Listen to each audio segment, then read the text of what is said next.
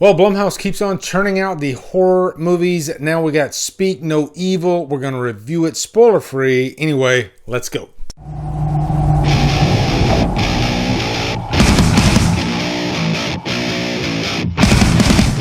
Speak No Evil stars James McAvoy, Mackenzie Davis, and is directed by James Watkins. Dad? What's up, guys? Welcome to a brand new 2024 review. We're going to review the brand new James McAvoy Blumhouse movie, Speak No Evil. I always think when Blumhouse gets a hold of James McAvoy, it ups their stock. You get there's a better chance of a great movie, right?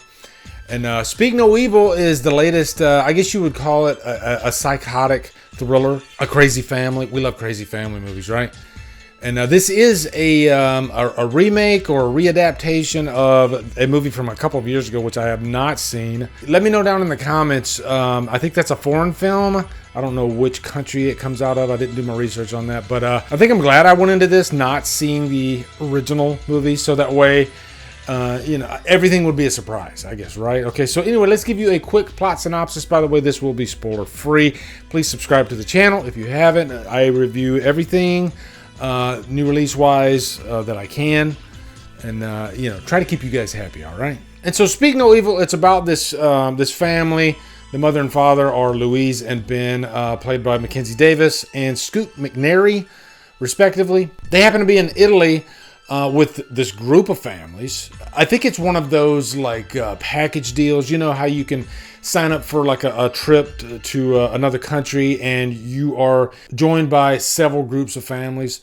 So that's how this starts out. I think the lesson here is that family that you don't really want to hang out with, that's a little bit weird and awkward. Don't always judge a book by its cover. And I'm not talking about the family consisting of James McAvoy and Aisling Franciasi. I'm sure I said that last name wrong. But they play this eccentric couple by the name of Patty and Chiara. When they meet them, though, first off, they seem pretty normal. They actually seem pretty cool and hip, right?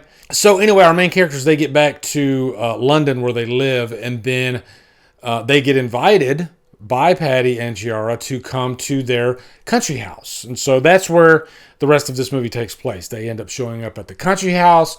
And one thing I really enjoyed about this movie is that it's a slow burn. It takes its time, and there are just so many scenarios, normal scenarios where you would have a family visiting another family. But there's always like one thing in each scenario that seems a little off.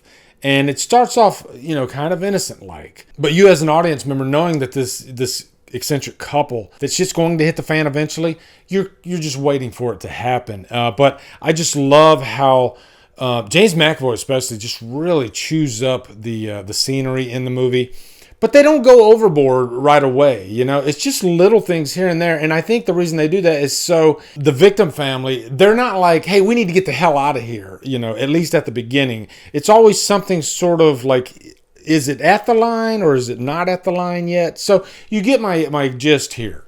And there's a lot of that throughout this movie, but they definitely keep you interested because the audience that I was with, they were very vocal at the screen, making a variety of noises, sometimes gasping, sometimes screeching. It was one of the most unique theater experiences I've had in a while, and everybody was participating. And I think that's what made this movie really fun. And I think that's going to be the trend with this movie when you watch it with an audience.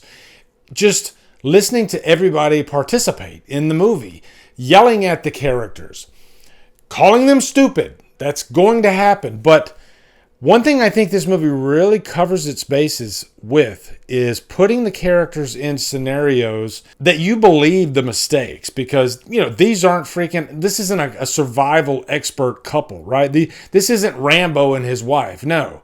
As a matter of fact, quite the opposite. The husband, Ben, he forgot his balls. I think he's never had his balls. He's that type of character. He's unsure of himself. He's angry at times because of a situation that him and his wife had in the past, which I won't go into that.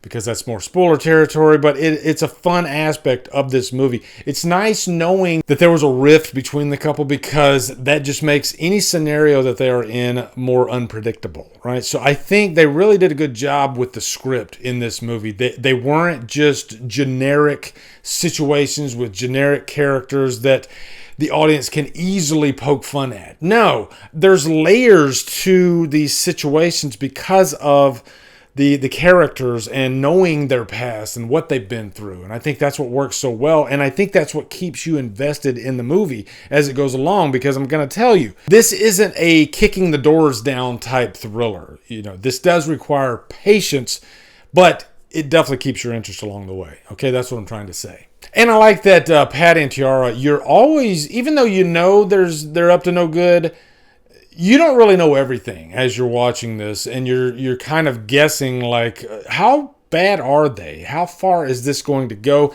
Hell, even what is their ultimate motivation in this whole thing? And so those questions kind of linger as well.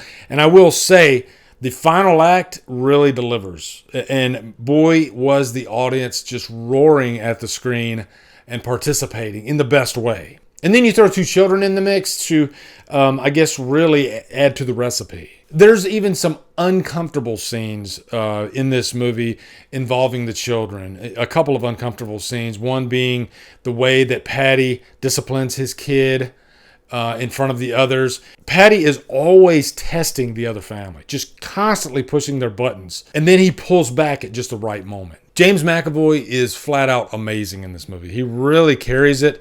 And he's scary. He's pretty scary, actually. And when you pair him with this waif of a father on the other side, Ben, who has more of the arc throughout the movie, you want him to grow a pair.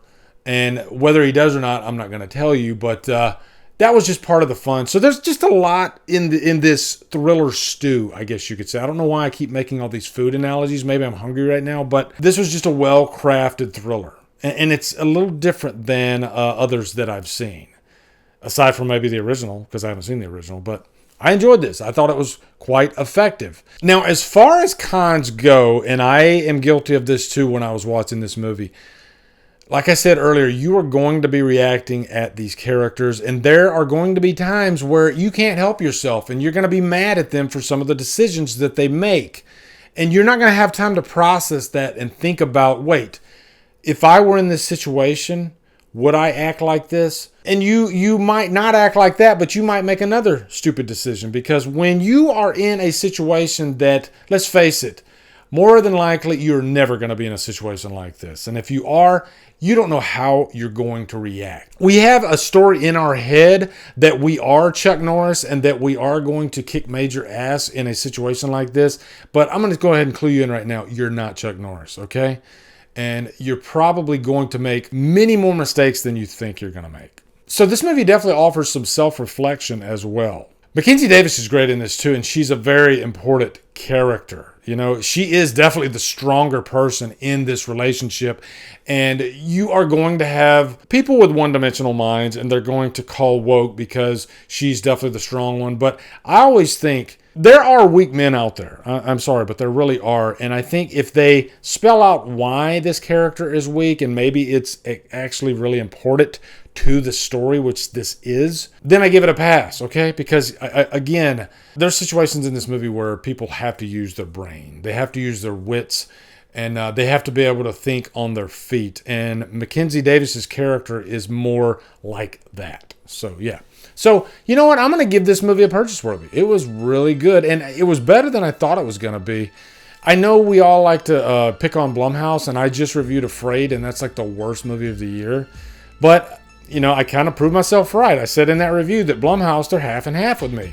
For every Afraid, there's a Speak No Evil. And I think this will be a crowd-pleasing thriller. It's going to be fun to read the comments after this movie comes out, though, because there's going to be some people that are going to be pissed off at some of these character decisions, all right? And I'll even say there's one decision in the middle of this movie that's a make-or-break decision, and if it goes one way, then the movie doesn't happen. So I can understand why it happened the way it happened. And you'll know exactly what I'm talking about when you see the movie. So let me know what you guys think of Speak No Evil once you see it. Looking forward to hearing your thoughts. Also, be sure to come over to Killer Flicks, where we talk horror all day and every day. And on Fridays, we do Free for Fridays. Follow me at Drumdums on my social. Support me on Patreon. Buy me a coffee. And you guys, thank you so much for watching. Have a good day. Drumdum out.